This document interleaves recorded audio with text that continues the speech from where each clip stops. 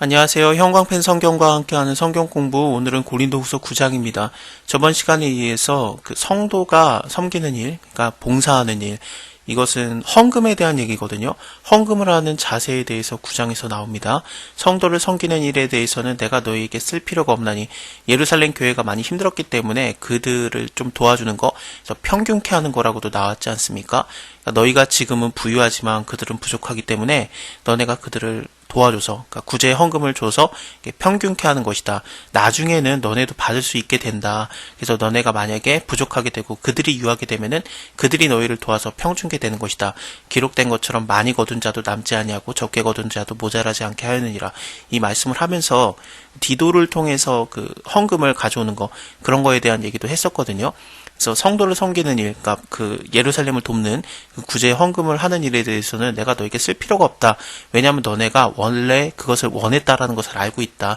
내가 너희를 위해서 마게도냐인들에게 아가야에서는 1년 전부터 예배해야 했다라고 자랑했는데, 아가야라고 하면은 고린도 지역이라고 생각하면 될 것 같아요. 로마서 16장을 보면은 누구에게 문안하라 누구에게 문안하라 그랬을 때 자매된 베웨에게 문안하라 그러는데 그게 갱그리아 교회예요.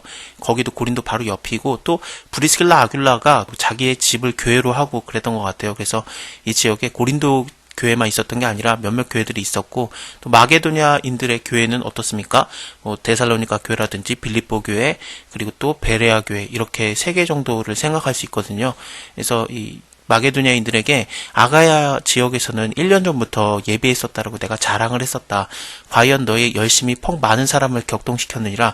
그래서 고린도 사람들이 많은 준비를 했었기 때문에 1년 전부터 예루살렘을 돕겠다라는 헌금을 모았던 것에 바울은 많은 자랑을 했었고, 빌립보 데살로니가 지역 사람들에게요. 그래서 자랑을 했었고, 그것이 좀 동기가 돼가지고 우리도 해볼까 그러면서 많은 사람들이 격동이 돼서 구제헌금을 했던 거죠.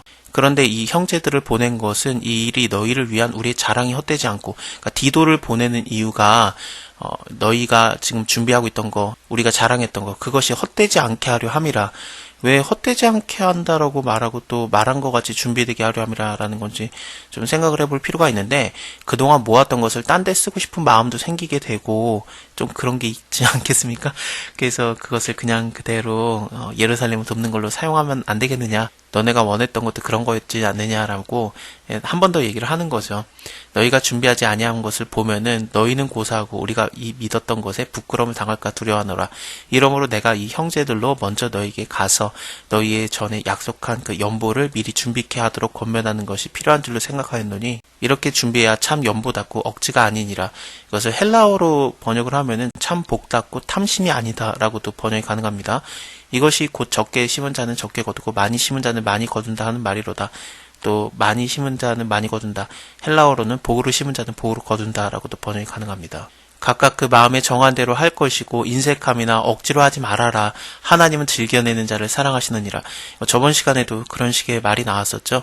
그러니까 마음에 있는 대로 하는 거는 되는데 마음에 없으면 안 해도 된다라는 얘기지, 이왕 할 거 무조건 기쁨을 하라 그런 얘기가 아니에요. 내가 못 받는다라고 생각을 하면은, 나는 분명히 도왔는데 저들에게 나중에 못 도움받으면은 그게 마음이 기쁠 리가 없잖아요.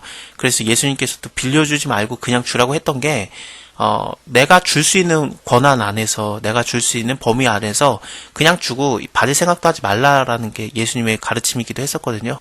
나는 지금 그들을 도와가지고 평균케 했는데 나중에 내가 못 받으면은 이게 억울한 거죠. 그래서 그렇게 마음에 불편함이 있으면은 안 해도 된다. 마음에 정한 대로 할 것이고 인색함이나 억지로 하지 말고 하나님은 즐겨내는 자를 사랑하느니라. 즐겨하는 마음도 하나님이 주시는 거예요. 그래서 내가 이것을 내고 싶다라는 마음이 들었을 때 하나님께서 주신 마음이니까 그거에 순종하면은 그것도 또 하나님 기뻐 받으시고 그러지 않겠습니까? 근데 내가 기뻐하지 않고 억지로 하면은 하나님께 기뻐 즐겨내는 게 아니라 남들의 눈 때문에 내는 거잖아요. 저 사람은 내는데 왜 저 사람은 안 낼까? 그 눈치 받기가 싫어서 억지로 내는 거, 그런 거 하지 말아라. 그래서 기쁨으로 내면 되고, 그 기쁨도 하나님께서 주시는 거고, 마음에 기쁘지 않으면은 그거에 대해서 다음 기회를 한번 생각해 볼 수도 있겠죠. 하나님이 능히 모든 은혜를 너에게 넘치게 하시나니 이는 너희로 모든 일에 항상 모든 것이 넉넉하여서 모든 착한 일에 넘치도록 하려 하심이라. 기록된 바 저가 흩어 가난한 자에게 주었으니 그의 의가 영원토록 있느니라. 이것은 시편 112편의 말씀인데 저가 재물을 흩는다라고 정확하게 되어 있습니다. 시편에서는. 그래서 이 흩는다라는 건 재물을 흩어서 빈궁한 자들에게 주었으니 그 의가 영원히 있고 그 뿔이 영화롭게 들리리로다 한가 같으니라. 심는 자들에게 씨와 먹을 양식을 주시는 이가 너희의 심은 것을 주사 풍성하게 하시고 너희의 의의 열매를 더하게 하시리니. 이것을 또 헬라어로 번역을 하면은 먹을 양식을 공급하시는 이가 너희 심을 것을 공급하사라고도 되어 있습니다. 그래서 우리가 남에게 먹을 것을 제공하면은 우리가 심을 것을 하나님께서 또 공급해 주셔서 그걸 심고 또 풍성하게 하시고 하나님의 공급함을 또 받고 그러는 겁니다. 그래서 의의 열매가 더 많아지게 됩니다. 너희가 모든 일에 부요하여 너그럽게 연보함은 저희로 우리로 말미암아 하나님께 감사하게 하려는 것이다. 이 봉사의 직무가 봉사의 사역, 이 봉사라는 것은 구제에 대해서 많이 사용되거든요. 사도행전에서도 이 봉사라고 하면은 구제와 바로 연관이 되는 단어입니다. 그래서 남을 구제하는 거, 그 예루살렘을 돕는 거, 그 사역이 성도들의 부족한 것만 보충할 뿐 아니라 사람들의 하나님께 드리는 많은 것에 감사함을 인해서 넘쳤느니라. 이 직무로 증거를 삼아 너희의 그리스도의 복음을 진실히 믿고 복종하는 것과 저희 모든 사람을 섬기는 너희의 후한 연보로 인해서 하나님께 영광을 돌리고 또 저희가 너희를 위해서 간구하며 하나님의 너희에게 주신 지극한 은혜를 인해서 너희를 사모하느니라. 말할 수 없는 그의 은사를 인해서 하나님께 감사하노라.